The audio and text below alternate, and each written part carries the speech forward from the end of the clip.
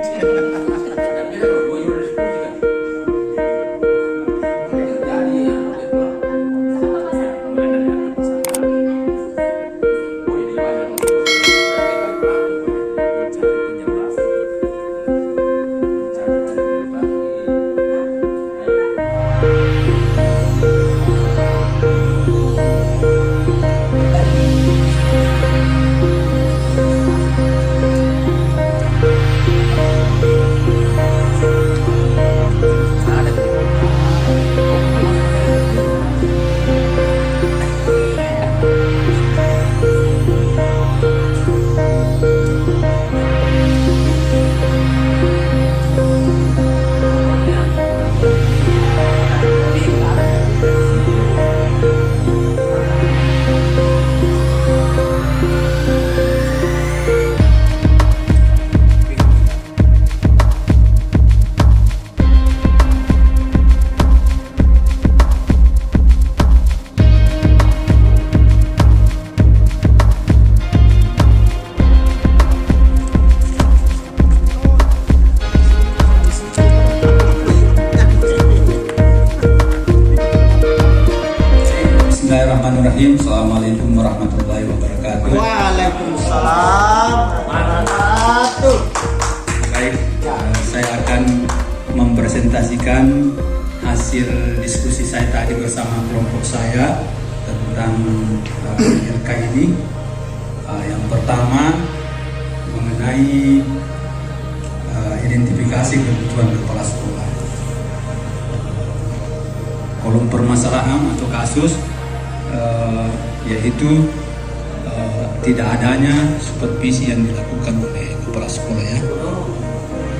Kemudian pendekatannya itu dan strateginya yaitu workshop dengan FGD ya. Alasannya kenapa dilakukan itu karena rata-rata kepala sekolah tidak melakukan ya atau kurang melakukannya. Metode analisisnya adalah pohon masalah. Kemudian alasan pemilihan metode menurut kelompok yang saya diskusikan tadi adalah karena efektif dan efisien. Kenapa dikatakan efektif dan efisien? Karena sekaligus kita melakukan menggali permasalahan, lalu kita langsung di seketika itu juga bisa kita berkompromi sama teman-teman kepala sekolah bahwa apa sih solusinya ini. Kalau menurut saya ini masalah bagus sekali dibanding dengan misalnya analisis yang lain itu ya agak butuh pemikiran yang energi yang besar. Analisis kesimpulannya bahwa kepala sekolah butuh peningkatan kompetensi dan komitmen.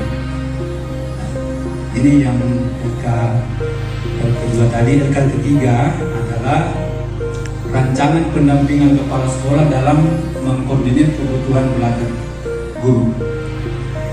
Nama sekolah SMP Negeri 5, kebutuhan kepala sekolah, peningkatan kompetensi, supervisi dan komitmen.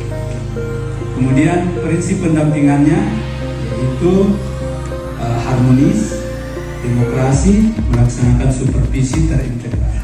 Berdiri para istri. Berdiri ya. Yang pertama, Anda menuliskan hanya judul-judul dari istrinya. Betul?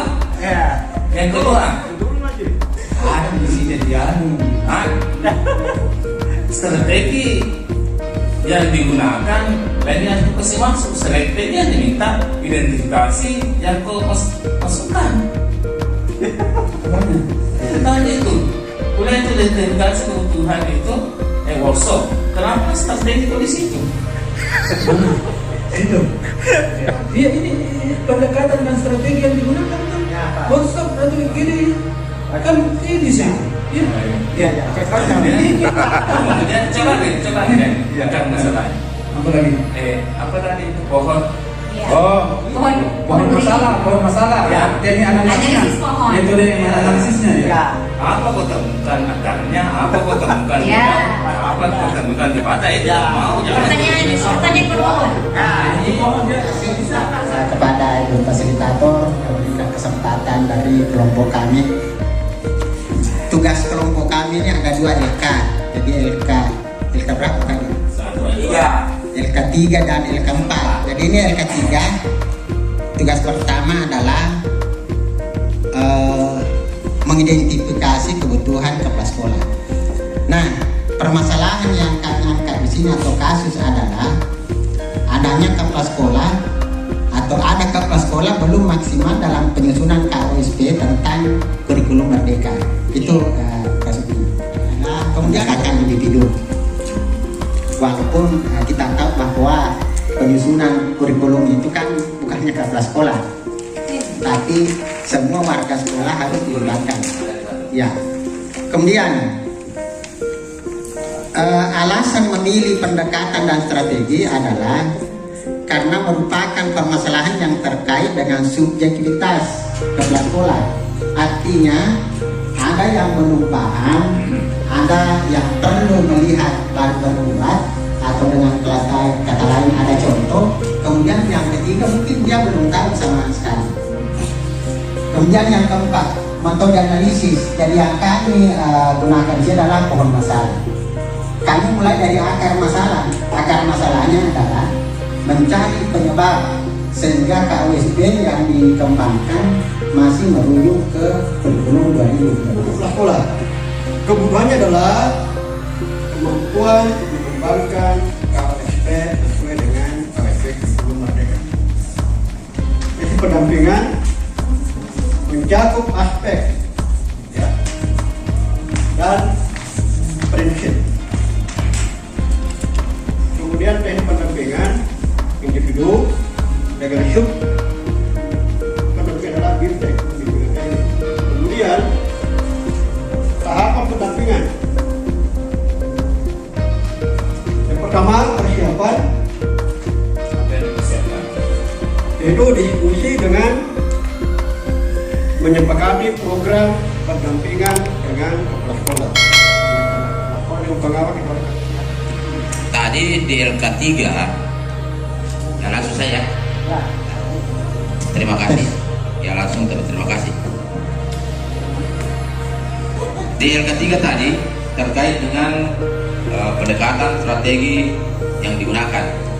Dikatakan tadi strateginya adalah individual.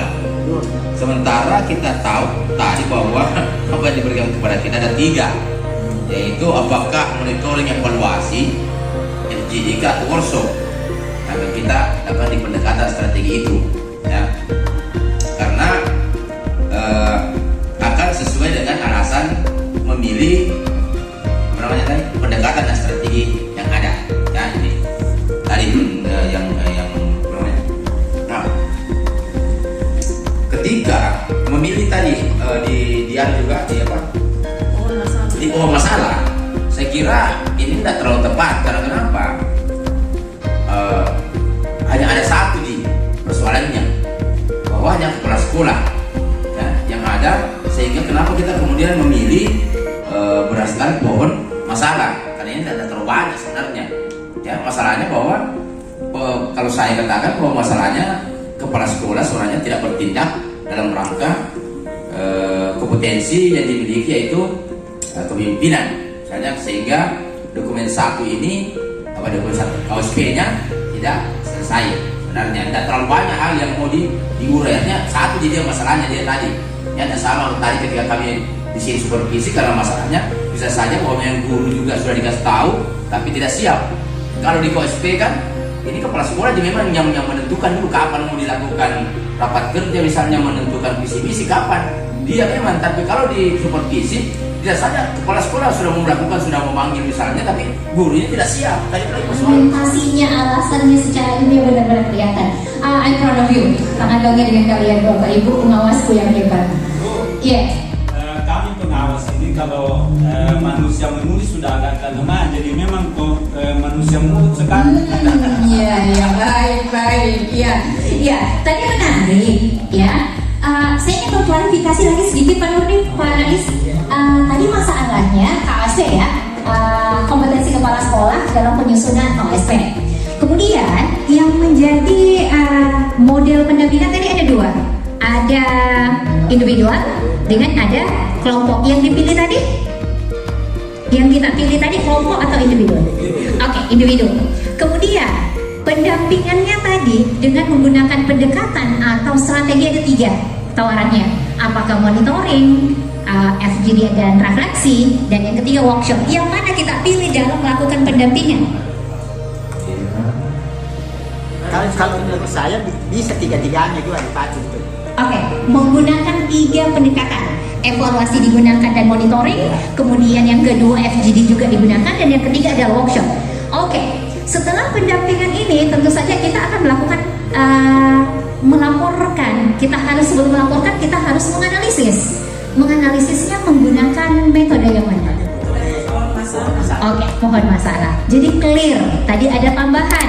Sebaiknya tidak hanya menggunakan pohon masalah, tetapi ditambahkan dengan metode apakah wawancara tadi dengan observasi, analisis angket atau analisis wawancara. Baik, saya kira sangat menarik diskusinya Bapak Ibu. Dan yang terakhir kita akan masuk di